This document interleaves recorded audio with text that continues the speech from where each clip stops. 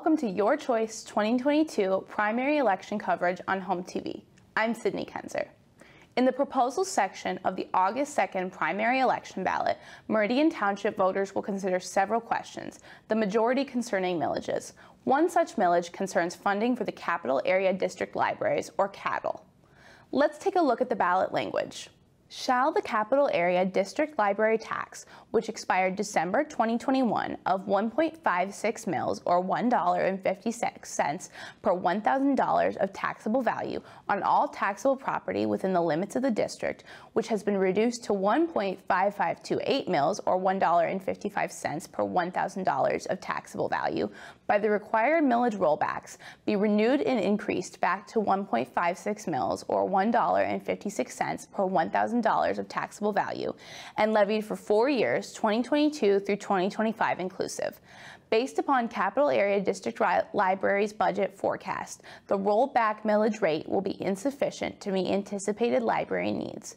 In order to remedy this deficiency, Capital Area District Library wishes to increase the tax by an additional 0.0072 mils. If the millage passes, the millage will generate an estimated $12,450,000 during the first calendar year. If the millage passes, a small portion of the revenue will, as required by law, be dispersed to the downtown development authorities of Delhi and Lansing Townships, as well as the brownfield redevelopment authorities of Ingham County, the City of Lansing and Delhi Township, and the Ingham County Land Bank.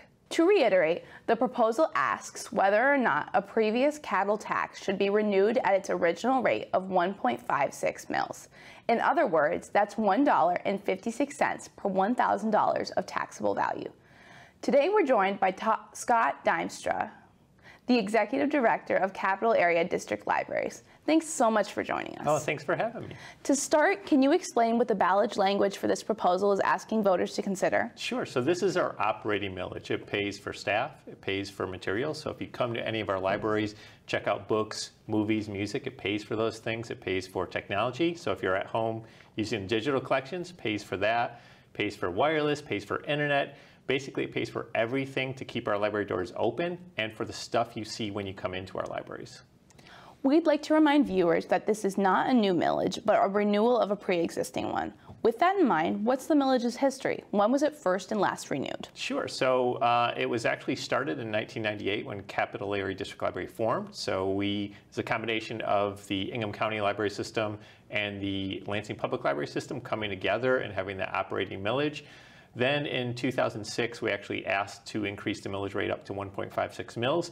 It's been that rate for every millage cycle, except in 2020 and 2021, it was slightly reduced due to the Headley Amendment, and it was reduced to the exact rate was 1.5567 mils. So we're actually asking voters to restore it back up to that 1.56 mils. So, like you just said, the ballot language asks for the millage to be renewed at the rate which it was originally levied before that rollback was required. What services does the millage at this intended rate fund and provide for? Sure. So it pays for everything that you see going on in the library right now. And I think one of the questions, rightly so, that someone would ask is, why do you need this increase? You know, you've been operating under that reduced rate for 2020 and 2021.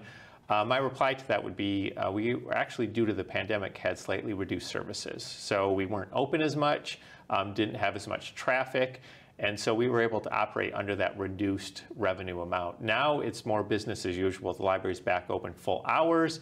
We have all of our items available, and so we actually need that restored rate of 1.56 mils to operate. And to just kind of give you an idea of what that increased cost for the average voter, it's about 47 cents a year to get it back up to that 1.56 mils.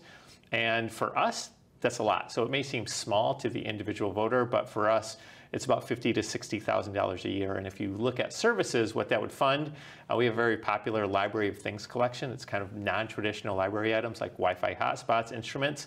That's about how much we budget each year to sustain that collection. So if you use that collection, think about that collection going away if we weren't able to restore it to this rate. All right. What feedback have you received over the years from residents about the libraries in the millage? Very positive. And so we always like to show our impact. We don't take tax dollars for granted. We want to show that the library is still used. and that people still come in and check out materials, attend our events, and that's what we see. So we've seen library card usage increase 14% since our last library millage. We checked out 8 million items, and so it's still heavily used in our communities. And so we like to put that out to voters. We've been successful. Let us continue that success by approving this millage.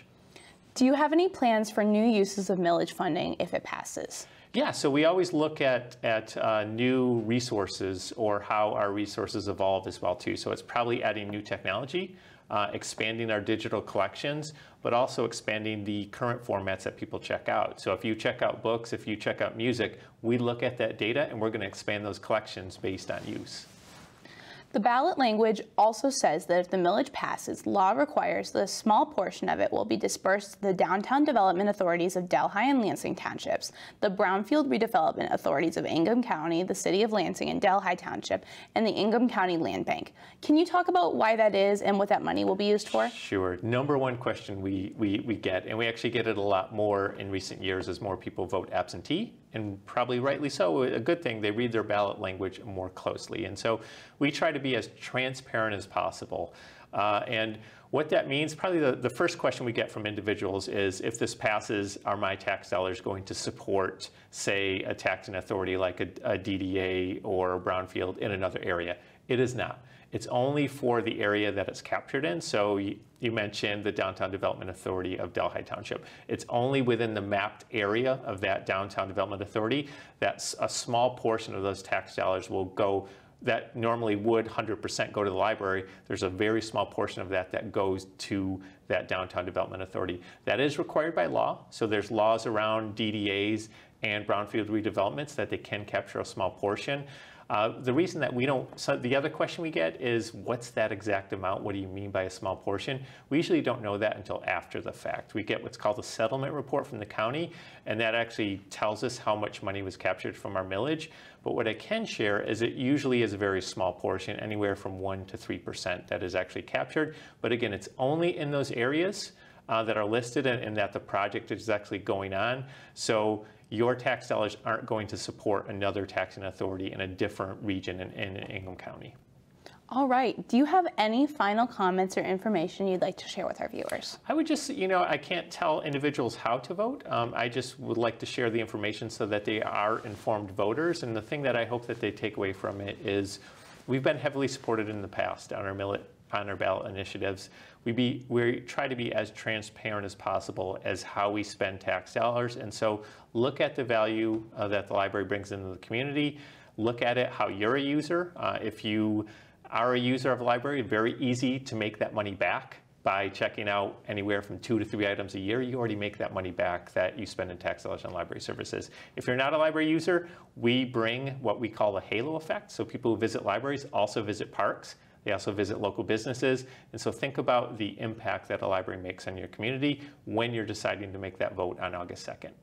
Thanks again so much for joining us. And thank you for watching this Your Choice 2022 primary election coverage with Scott Duimstra about the August 2nd primary ballot question, asking voters to renew the Capital Area District Libraries millage. I'm Sydney Kenzer, inviting you to watch live general election night coverage on Tuesday, November 8th, right here on HOMTV.